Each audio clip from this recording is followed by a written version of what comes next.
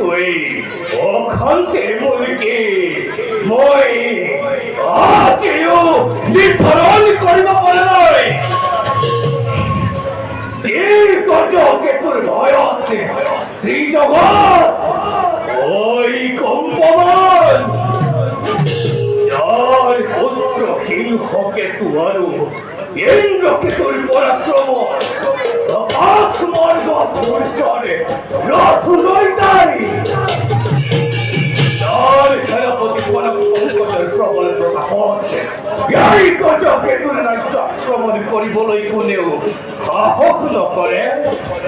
সেই গজকে তোর যে নাচে সকলো থাকিও একো নাই